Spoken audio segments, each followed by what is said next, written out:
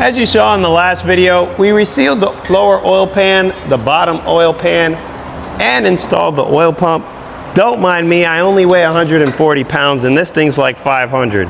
When installing timing components, it's important to look up your timing marks. On the 2JZ engine, it's very straightforward as far as lining up your timing marks. You got both cams at the 12 o'clock position and the crankshaft lining up with a dot on the oil pump. When dealing with the hardware for your timing components, it's absolutely critical to use a torque wrench, and it definitely doesn't hurt to use a dab of Loctite.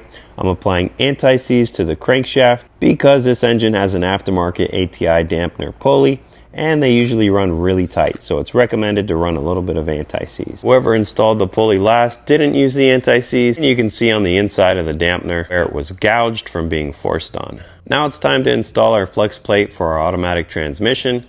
And same thing applies. These are also critical hardware, so we're gonna apply some blue Loctite. Once we get these all run in with the impact, we're gonna make sure to torque these to spec. You definitely don't want these backing out on you when you're driving down the road.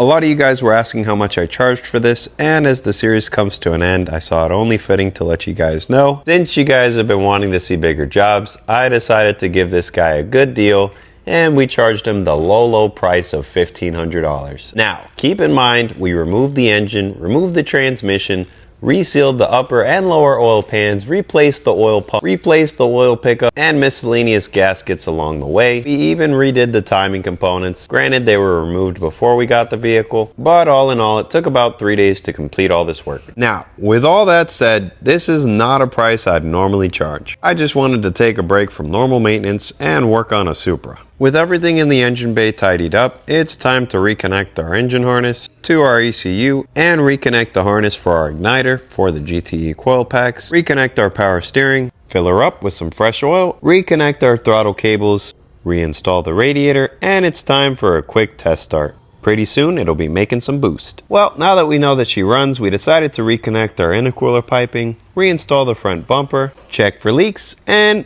it's time for boost.